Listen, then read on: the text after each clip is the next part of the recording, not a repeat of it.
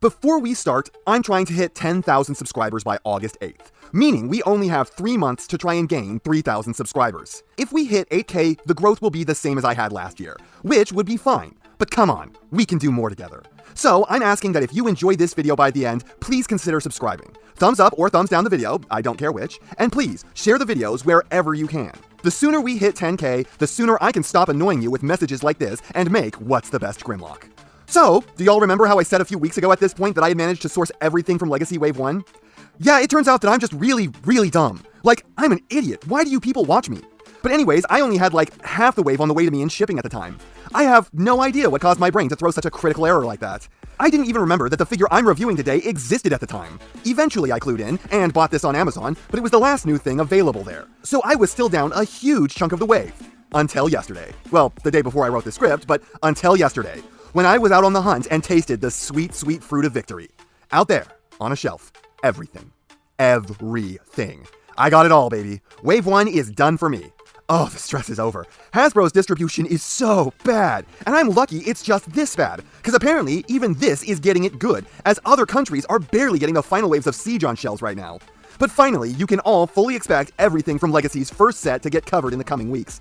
Can it possibly keep up the momentum? Can it continue to not suck, no matter how bad it looks from a distance? It's Legacy Core Class Iguanus. Yes, the answer is yes. No matter how much I wanted this to be an update on the original Iguanus figure from Beast Wars, I can't say that this thing is anything other than fantastic. What the hell, Legacy? How did you be this good? It all looked so bad, and it all wound up great! And among the already impressive lineup of core classes, this is among its top tier. Hopefully, this really gets an audience, as there's a growing group of please not yet another G1 figure again, people.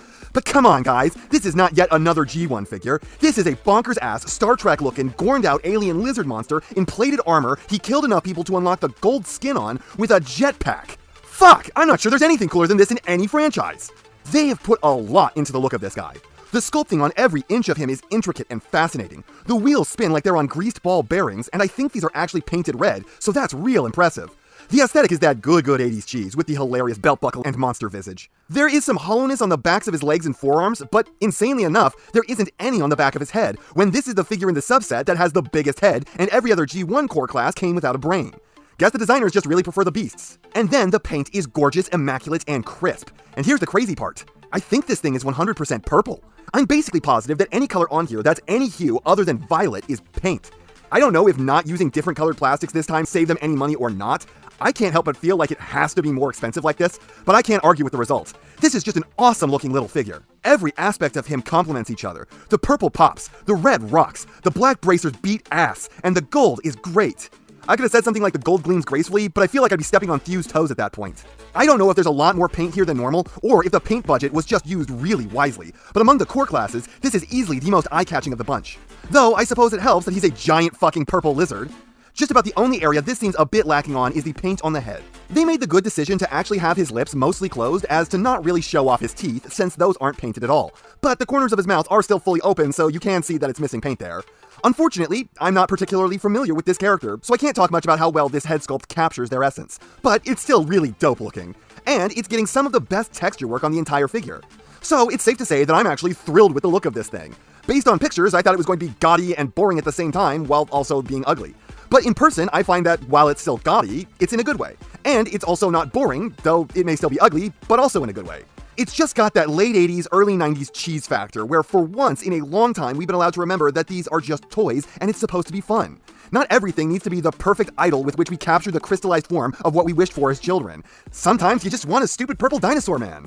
Remember Barney jokes? Does that show even still exist, or are children now spared the nightmares? Accessory, I can safely say, sucks. It's just this thing that's main function is clearly supposed to be as part of Hot Rod's weapon. Why is it that 2 Decepticons had to give up their accessories so Hot Rod, the worst figure of Kingdom, could get a sword that's all handle? It's pretty much nothing in the robot mode's hands, but I think it's supposed to be a set of handlebars in the motorcycle mode, but this also just looks like nothing, which leaves the whole mode with the one odd blemish of no way to control it. But we aren't there yet. You can kind of treat the backpack as some kind of rotor-driven jetpack, which is fun. This guy can be like your shock troops. However, it doesn't come off, so you can't pass it around to other figures. Oh, have I not mentioned it yet? This is not a partsformer like everyone thought it was going to be. It transforms as one glorious cohesive unit. Still not there though. So yeah, the true accessory this guy gets sucks. It's just a thing, it looks like nothing, it wasn't really meant for him, just included as a way to get him out the door without having to give one figure too many accessories, and to kind of force you to buy all 3 cores from Legacy. The jetpack is fun though.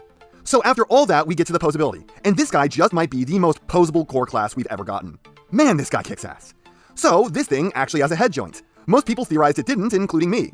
But no, there is one here. It's not got a ton of range, but it gets you some side to side, up and down a minuscule tad, and a bit off to the side, so it's got at least a little bit of use. Shoulders pull a 90, elbows pull a bit more than a 90, no wrists, most cores don't have a waist swivel, but this does.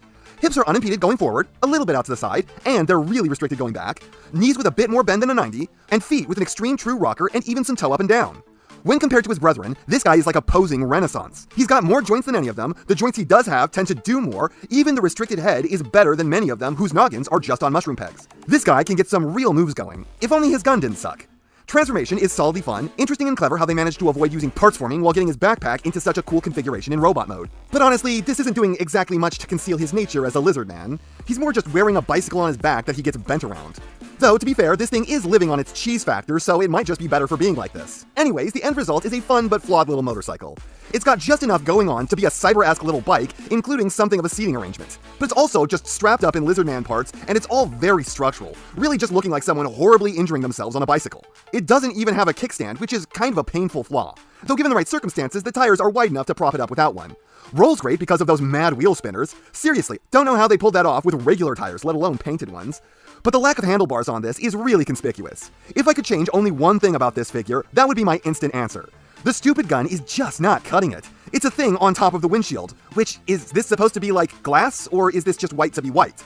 It's not exactly getting in the way of the rider enough to need to be able to see through it, but whoever's riding him is sure going to be eating bugs because of it. Though he's a lizard, so he would like that at least. Too bad he's not riding himself. I just put a horrible image in my own head. So it's a decent enough mode, but all it had to do in the face of the rest of the figure was not completely fuck it up, and it didn't.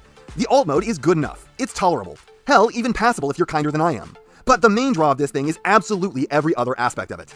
This is a fun, stupid fun, but also just stupid figure, meant to make the inner child in all of us pretentious adult collectors happy, and the outer child in those of you who are young enough to not be looked down on for playing with toys happy. It is a cool little purple Godzilla man with tons of effort put into him, a terrible weapon that only exists to try and force you to spend more money, great posing for the cheap price, seriously top tier at this price point, find me something better for this much or less. I don't know if you can do it.